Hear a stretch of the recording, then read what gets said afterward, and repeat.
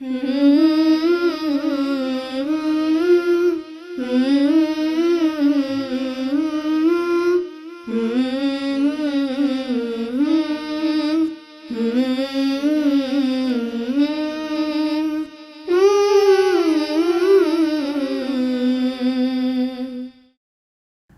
علیکم ورحمۃ اللہ وبرکاتہ۔ آپ دیکھ رہے ہیں پروگرام قرآن کی باتیں۔ یہ قرآن کی باتیں ہیں، رحمان کی باتیں ہیں، اس کلام کی باتیں ہیں جو درس انقلاب ہے، جو آج سے 1400 سال پہلے بھی انقلاب لے کر آیا تھا اور جو انشاءاللہ تعالیٰ قیامت تک زندگیوں میں تبدیلیاں لاتا چلا جائے گا انشاءاللہ تعالیٰ۔ اور ہماری دعا ہے کہ اللہ تعالیٰ ہمیں اس سے بہترین طریقے سے فائدہ اٹھانے کی توفیق عطا فرمائے۔ ہم نے قرآن کی رہنمائی کے لیے اور قرآن کی روشنی سے فائدہ اٹھانے کے لیے دعوت دی ہے استاذہ نگہت ہاشمی صاحبہ کو۔ استاذہ السلام علیکم ورحمۃ اللہ وبرکاتہ۔ وعلیکم السلام ورحمۃ اللہ وبرکاتہ۔ کیا حال ہے آپ کے؟ الحمدللہ رب العالمین۔ الحمدللہ استاذہ، ہم آپ کے بہت شکر گزار ہیں، آپ اپنا قیمتی وقت نکالتی ہیں اور یہاں آ کے ہمیں بہت اچھی خوبصورت ٹپس دیتی ہیں قرآن کی روشنی میں۔ اللہ تعالیٰ آپ کو جزائے خیر دے۔ آمین ثم آمین۔ استاذہ، آج کے دن پر اس وقت جو ٹاپک ہم آپ سے جس میں رہنمائی چاہتے ہیں وہ یہ ہے کہ زندگی ہے نا، اس میں ڈفرینٹ فیزز آتے ہیں، خوشیاں آتی ہیں، غم بھی آتے ہیں، صحت ملتی ہے تو بیماری بھی ملتی ہے، اور ہماری ایک ہیومن نیچر ہے کہ جب ہر چیز پازیٹیو چل رہی ہوتی ہے تو ہم بہت خوش ہوتے ہیں نا، ہم بہت مطمئن ہوتے ہیں، ہمیں اپنی زندگی سے کوئی شکوہ شکایت نہیں ہوتی۔ لیکن جیسے ہی اللہ تعالیٰ کوئی مصیبت ڈالتا ہے، تھوڑی سی کوئی رسی کھینچتا ہے یا ہمارے اوپر کوئی مصائب آتے ہیں یا بیماری کا حملہ ہوتا ہے تو نارملی ایمان کئی دفعہ بہت متزلزل ہو جاتا ہے۔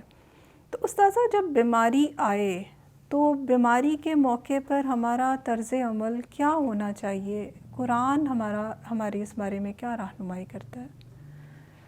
ساتھی، ایک دفعہ پھر آپ ماشاءاللہ ایک اچھا موضوع لے کر آئی ہیں۔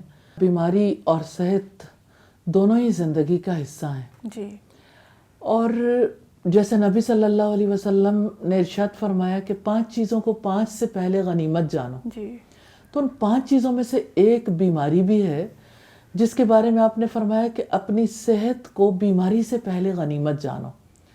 تو صحت اللہ تعالیٰ کی بہت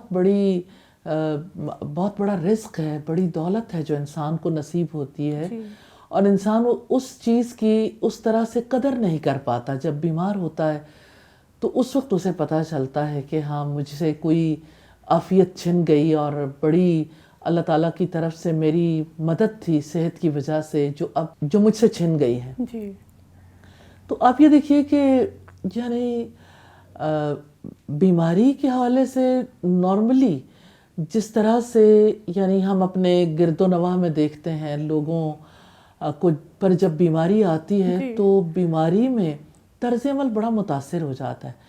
پہلی بات تو یہ آتی ہے کہ یہ بیماری کہاں سے آ گئی، پھر اس کے اسباب ڈھونڈتے ہیں۔ مثال کے طور پر کسی کا گلا خراب ہو گیا تو گلا خراب ہونے کی صورت میں فوراً سب پوچھتے ہیں اچھا کوئی کھٹا کھایا تھا، ٹھنڈا پی لیا تھا، اچھا بھول جاتے ہیں کہ اللہ کی تقدیر ہے، بیماری اللہ تعالیٰ کی طرف سے آتی ہے۔ یہ والی بات جو ہے وہ ذہنوں سے اڑ جاتی ہے، جس کے بعد اگلا سلسلہ جو ہے وہ پھر اسی کے مطابق طے پاتا ہے۔ مثال کے طور پر جیسے انسان پر جب کوئی مصیبت آتی ہے تو اس مصیبت میں اللہ رب العزت نے ہمیں صبر کرنے کا حکم دیا ہے۔ میں آپ کو ایک پریکٹیکل اگزامپل نکال کر دکھانا چاہتی ہوں کہ بیماری میں ہمارا طرز عمل کیا ہونا چاہیے۔ ہمیں قرآن حکیم میں ایک ایسی شخصیت کا تذکرہ ملتا ہے جو اللہ تعالیٰ کے نبی تھے اور جن کا صبر سارے جہان والوں کے لیے بہت بڑی مثال ہے، صبر ایوب۔ سیدنا ایوب علیہ السلام کے حوالے سے ہم دیکھتے ہیں 18 سال زندگی کے ایسے تھے، ایک سال میں 365 دن ہوتے ہیں، ایک دن میں 24 گھنٹے اور ایک گھنٹے میں 60 منٹ اور ہر منٹ میں 60 سیکنڈ۔ اتنی شدید بیماری تھی، اتنی بری سکن ڈیزیز تھی جس کی وجہ سے یعنی ان کا ویٹ بہت کم ہو گیا وقت کے ساتھ ساتھ۔ بہت اچھی صحت والے تھے، بہت خوبصورت انسان تھے، اللہ تعالیٰ نے مال و دولت سے نوازا تھا، اللہ تعالیٰ کی بڑی رحمتیں تھیں، اور اللہ تعالیٰ نے انہیں بہت بڑے صبر کرنے کی توفیق دی الحمدللہ. اب یہ دیکھیں بیماری کے دوران ان کا طرز عمل کیسا رہا. ایک تو یہ کہ اللہ تعالیٰ کی ذات پر یقین کم نہیں ہوا. دوسرا یہ کہ اللہ تعالیٰ سے شکوہ نہیں کیا. تیسری بات یہ ہے کہ اللہ تعالیٰ سے دعا بھی کی تو کس طرح سے رب انی مسنی الضر وانت ارحم الراحمین، کہ اے میرے رب مجھے تکلیف پہنچی ہے اور تو سب رحم کرنے والوں سے بڑھ کر رحم کرنے والا ہے. تو اب آپ یہ دیکھیے کہ اللہ تعالیٰ سے جو دعا ہے اس دعا کے پیچھے کیا ہے وہ بھی دیکھ لینا چاہیے. یعنی ایسی بات نہیں کہ اپنی تکلیف کا شکوہ کر رہے ہیں. شیطان نے جس طرح سے کنٹینیوسلی انہیں وسوسوں میں مبتلا کرنے کی کوشش کی تھی، اسی چیز کو اپنے رب کے سامنے رکھا کہ یا ارحم الراحمین، میں تو اس سے بچ نہیں سکتا، اس کے وسوسوں کا شکار ہو سکتا ہوں. مجھے جو تکلیف پہنچی ہے، مجھے اس کے وسوسوں کی وجہ سے جو اذیت ملی ہے، آپ سب رحم کرنے والوں میں سے بہترین رحم کرنے والے، آپ مجھ پر رحم فرما دیجئے. یعنی اپنی بے بسی کا اظہار کیا بیماری کی حالت میں. دیکھیں بیماری کی حالت میں ایک تو جسم بیمار ہوتا ہے، دوسرے انسان کی فکر بیمار ہو جاتی ہے وسوسوں کی وجہ سے، تیسرے انسان کی روح پر اثرات مرتب ہوتے ہیں. تو جب جسم بیمار ہو اور انسان کی روح سکون میں ہو، جب جسم بیمار ہو اور انسان کی فکر درست ہو، تو انسان کے لیے بیماری میں صبر کرنا آسان ہو جاتا ہے. اب آپ دیکھیے کہ جیسے ایک انسان کا جسم بیمار ہے اور وہ اللہ رب العزت کا شکر ادا کرتا ہے اور وہ اس بیماری میں اللہ رب العزت سے دعا کرتا ہے، اللہ تعالیٰ کی تقدیر پر اسے یقین ہے اور اللہ کی رضا پر وہ راضی ہے، سبحان اللہ، اس کی وجہ سے اسے سکون نصیب ہوتا ہے. اس کو کم از کم اندر سے اسے انگزائٹی نہیں ہوتی، گھبراہٹیں نہیں ہوتی، اس کے اوپر پریشر نہیں ہوتا. ورنہ تو آپ یہ دیکھیں کہ آپ نے بہت سارے مناظر دیکھے ہوں گے کہ ایک انجیکشن کے موقع پر بھی کتنے لوگ ہیں جو گھبراہٹ میں مبتلا ہو جاتے ہیں. کوئی یعنی کسی بیماری کا پتہ چلتا ہے نا، اچانک کسی کو پتہ چلتا ہے کہ فلاں سیریس نوعیت کی ڈیزیز ہے، تو اللہ تعالیٰ پر ایمان لگتا ہے بھگ کر کے اڑ گیا، یعنی فیوز ہی اڑ جاتا ہے انسان کا. جو اللہ تعالیٰ پر کامل یقین رکھتا ہے اس کا بیماری میں طرز عمل بہت مختلف ہوتا ہے. یاد رکھنے کی باتیں ہیں کچھ، کسی انسان کو کوئی بیماری اللہ تعالیٰ کے اذن کے بغیر نہیں لگتی. سبحان اللہ. اللہ تعالیٰ کی تقدیر سے وہ بیماری آتی ہے. لیکن بندے کا کام یہ ہے کہ بیماری کے آنے سے پہلے اپنے صحت کے وقت سے فائدہ اٹھائے. اب جب بیماری آ گئی ہے تو بیماری میں ایک تو صبر کرنا، اپنے جذبات، احساسات اور اندر سے اٹھنے والے جو وسوسے ہیں ان پر کنٹرول کرنا. سیلف کنٹرول بہت ضروری ہے. اللہ تعالیٰ سے مدد مانگنا، دعا کرنا، اور یہ یقین رکھنا کہ اللہ تعالیٰ ہی شفا دینے والا ہے. انسانوں کا ایک یہ بھی بڑا پرابلم ہے کہ انسان یہ سمجھتے ہیں کہ شفا ڈاکٹر کے ہاتھ میں ہے، فلاں میڈیسن کھائیں تو ضرور شفا مل جاتی ہے. بالکل مل سکتی ہے لیکن ضروری نہیں. ایسا کیوں ہوتا ہے کہ وہی میڈیسن کھا کے کوئی فوت ہو جاتا ہے، کسی کو وہ ریئیکٹ کر جاتی، کسی کو اللہ تعالیٰ کے اذن سے صحت مل جاتی ہے. تو بیماری میں حضرت ایوب جیسا طرز عمل اختیار کرنے کی ضرورت ہے. اللہ تعالیٰ ہم سب کو نصیب کرے. آمین.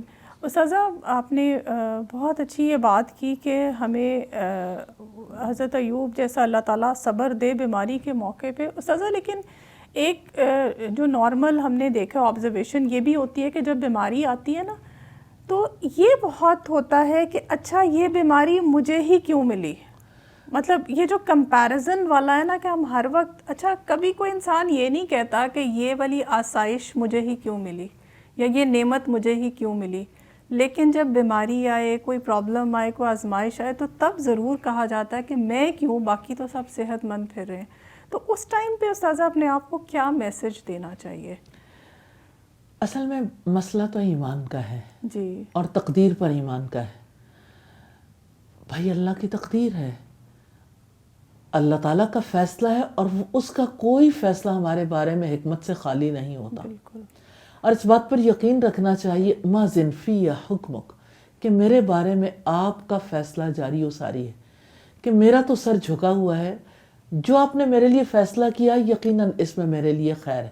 بندہ اس خیر کو نہیں پہچان سکتا نا، تب بھی اپنے آپ کو میسج دے کہ اس میں میرے لیے ضرور بہتری ہے، اس میں میرے لیے ضرور نفع ہے۔ نبی صلی اللہ علیہ وسلم نے اس نفع کو دکھایا بھی ہے باقاعدہ طور پر، جیسے آپ صلی اللہ علیہ وسلم نے ایک پیشنٹ کو جس کو بخار ہو گیا تھا، اس کے سامنے ایک شاخ توڑی درخت سے اور اس کے پتوں کو یوں جھاڑا، تو پھر اس سے آپ نے فرمایا کہ جیسے اس شاخ سے پتے جھڑ رہے ہیں، جب بندے کو بخار ہوتا ہے اس طرح سے اس کے گناہ جھڑ جاتے ہیں۔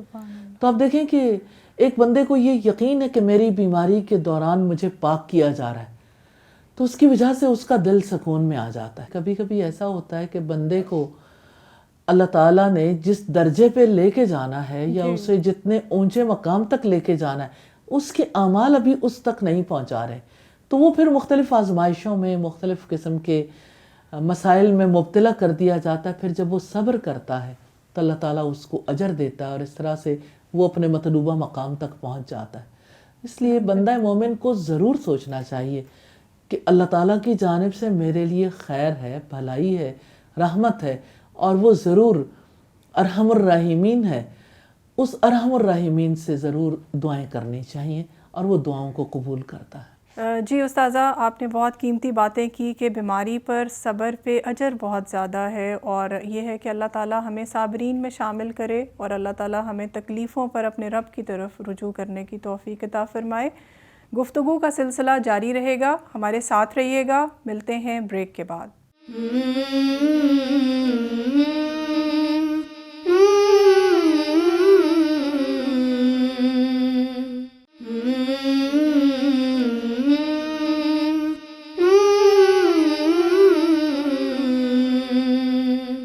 Welcome back.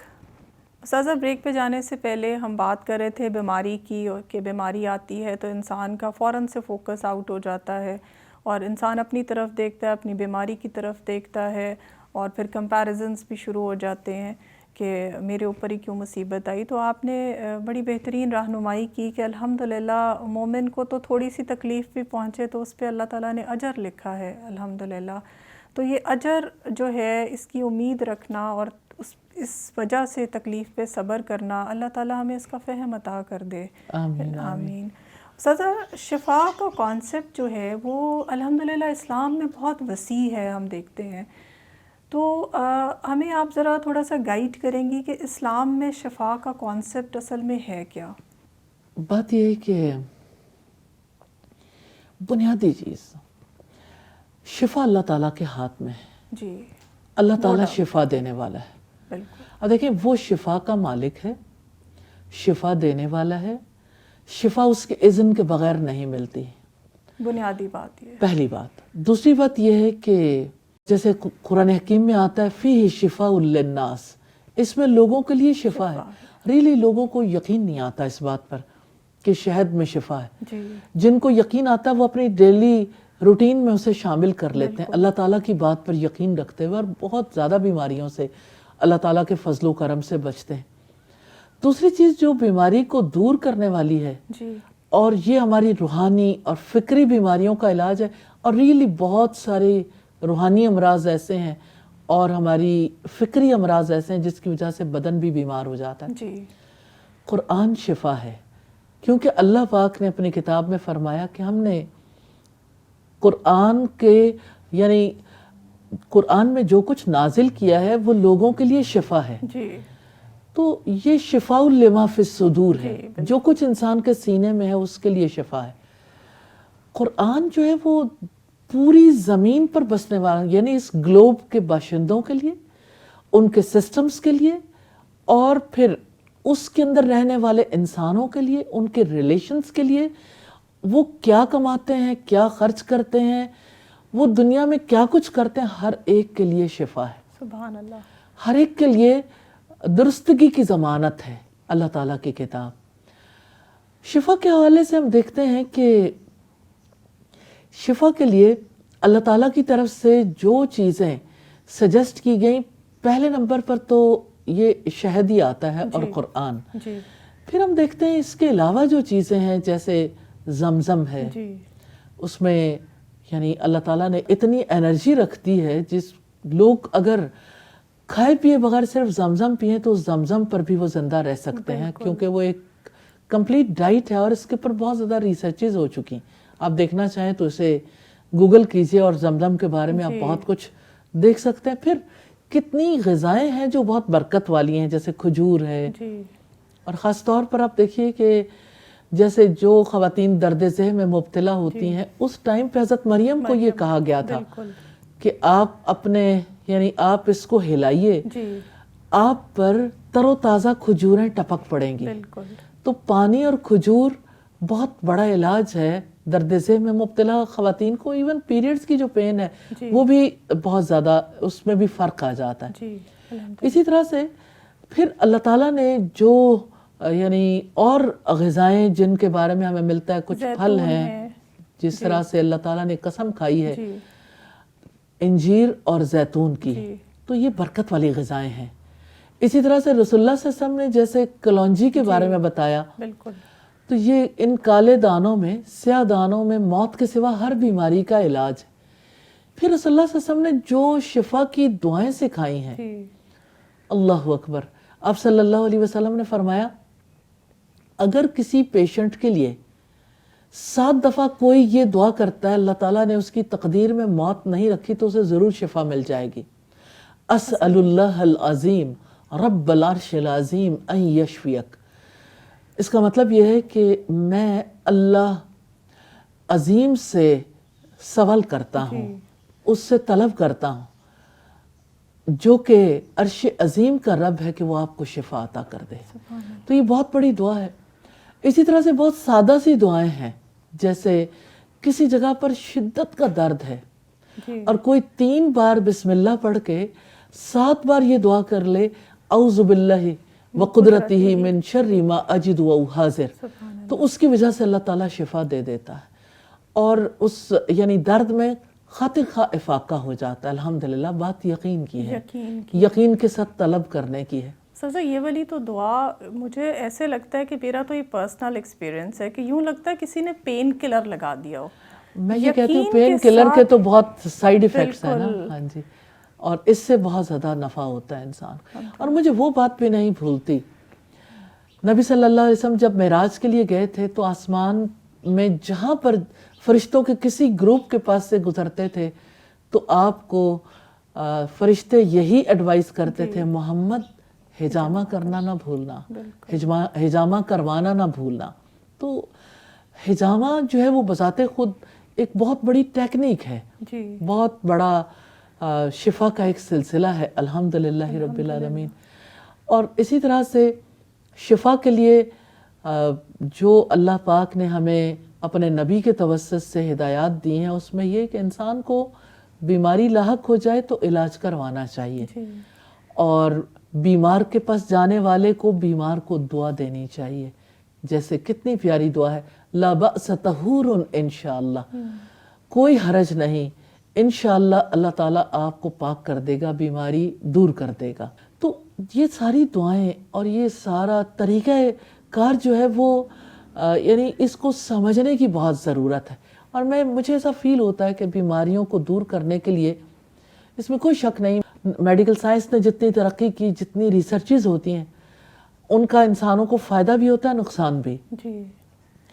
ہم انہیں اس لیے قبول کرتے ہیں کہ اللہ تعالیٰ کا یہ اصول ہے کہ جس چیز میں نفع کثیر ہو اس کو اختیار کر لینا چاہیے, جس کا نقصان کم ہو. تو سائیڈ ایفیکٹس بھی ہوتے ہیں لیکن نیچرلی ہمیں ان یعنی دواؤں کو قبول کرنا پڑتا ہے. لیکن ایک ہیلدی لائف سٹائل کے لیے ہمیں اللہ تعالیٰ نے جو طریقے بتائے ہیں وہ ہمارے لیے بہت مددگار ہیں.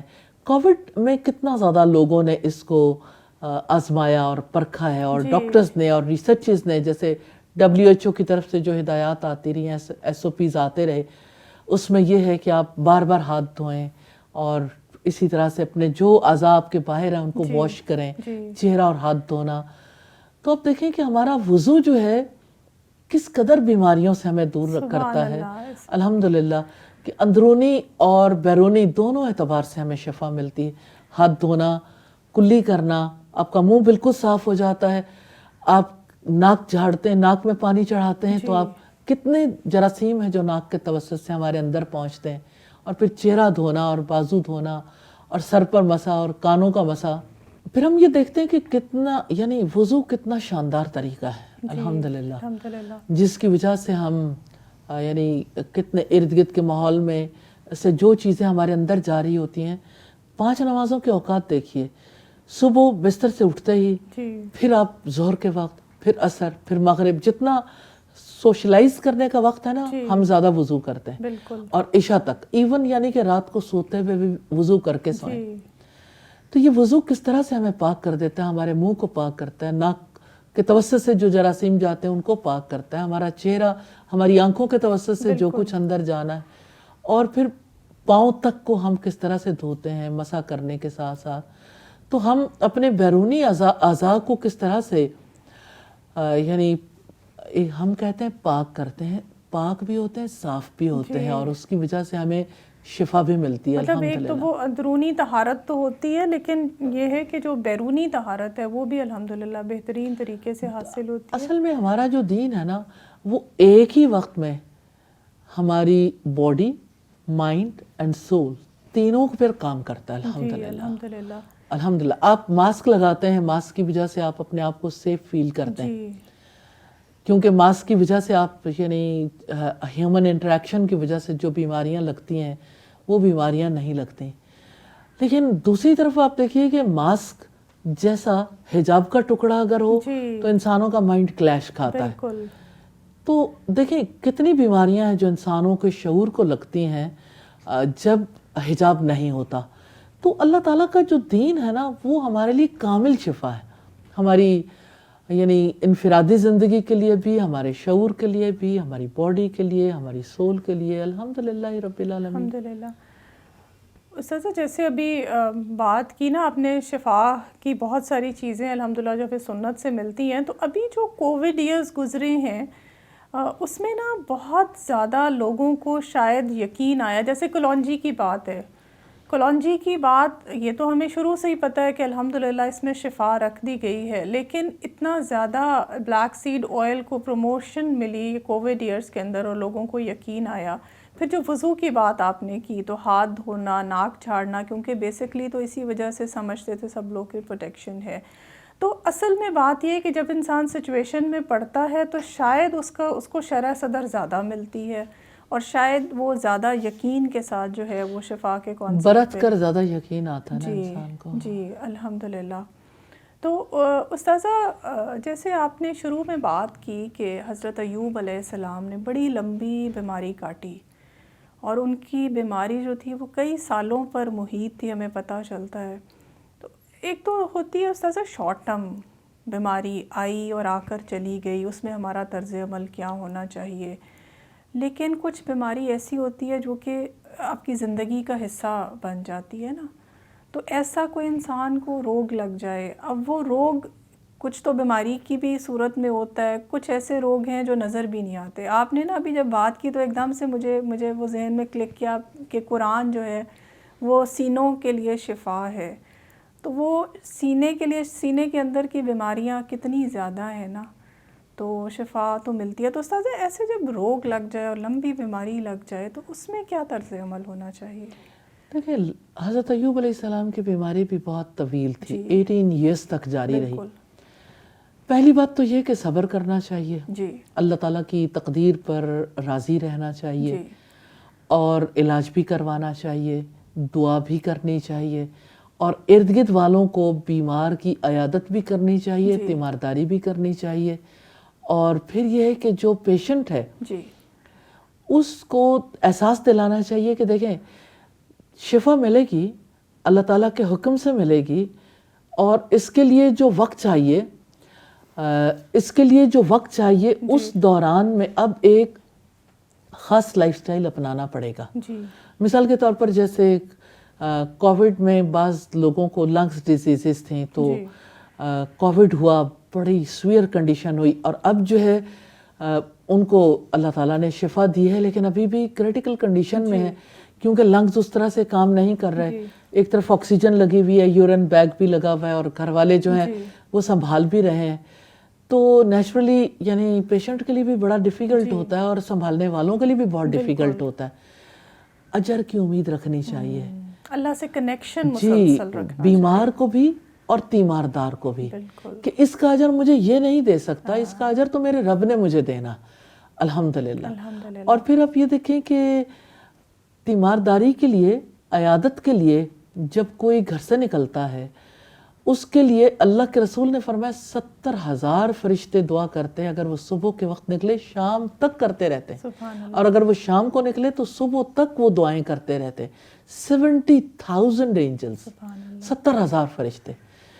انسان امیجن نہیں کر سکتا کہ اتنے انسان اس کی فیور میں کوئی کام کر سکے. تو اللہ کے فرشتے جنہوں نے کبھی کوئی خطا نہیں کی وہ دعاؤں پہ لگ جاتے ہیں. اس لیے ان چیزوں کو پروموٹ کرنا چاہیے سوسائٹی میں، ان کو رواج دینا چاہیے. اللہ کو اپنی مخلوق سے کتنا پیار ہے نا کہ جب وہ تکلیف میں بھی ہیں تو یہ ایک انسینٹیو دیا نا کہ جو عیادت کرے گا تو اس کے لیے اتنا اجر ہے. الحمدللہ. اور پھر عیادت کرنے کے حوالے سے مجھے یہ بھی کہنا ہے کہ بچوں کو عیادت کرنی نہیں سکھائی جاتی. جی. اور پھر یہ کہ جو عیادت کرنے کے لیے جاتے ہیں وہ دور سے کھڑے ہو کے، اب دیکھیں اگر کوئی پھول لے کے آیا یا آتے ہوئے کوئی نہ کوئی اور چیز لے کے آیا، ٹھیک ہے وہ اپنی جگہ پر ایک اچھا عمل ہے، لیکن اصل میں پیشنٹ کو جس چیز کی ضرورت ہے وہ شفقت ہے. کسی کے ماتھے پہ ہاتھ رکھنا، کسی کے جسم پر اللہ سے دعا کرتے ہوئے ہاتھ پھیر دینا، جیسے رسول اللہ صلی اللہ علیہ وسلم ہاتھ پھیرتے تھے، اس کی وجہ سے الحمدللہ انسانوں کو بہت نفع نصیب ہوتا ہے. تو اللہ تعالیٰ سے امید باندھے رکھنی چاہیے، امید کا دامن نہیں چھوڑنا چاہیے. صبر اور امید، اللہ کی رضا پہ راضی رہنا، یہ 3 بنیادی چیزیں جو پیشنٹ کو بیماری سے نکلنے کے لیے بہت ہیلپ کرتی ہیں. الحمدللہ. جزاک اللہ خیر استاذہ. آپ ضرور ہمارے لیے دعا کر دیجئے کہ اللہ تعالیٰ ہمیں شفا کے بہترین طریقے سکھا دے اور ہمیں بیماری کے اندر صبر کرنے کی اور اس پر اللہ سے اجر مانگنے کی توفیق عطا فرمائے. یا ارحم الراحمین، آپ ہی تو شفا دینے والے ہیں، بیماری آپ کے اذن کے بغیر نہیں آتی. یا اللہ تمام بیماروں کو شفا عطا فرما دیجئے. آمین. اور الہی جو لوگ صحت کی حالت میں ہیں انہیں صحت والی زندگی سے بیماری سے قبل فائدہ اٹھانے کی توفیق عطا فرما دیجئے. الہی اپنی ذات کا سچا یقین نصیب فرمائیے، اپنی رضا پر راضی رہنے کی توفیق عطا فرمائیے. اور الہی مصیبتوں پر، بیماریوں پر صبر کرنے کی توفیق عطا فرمائیے. اور الہی خصوصی دعا ہے کووڈ ایئرز میں جو لوگ لنگز ڈیزیزز میں مبتلا ہو گئے اور اسی طرح دیگر جو ایسی بیماریوں میں مبتلا ہیں جو جان لیوا ہیں، الہی ان کے لیے آسانیاں پیدا کر دیجئے.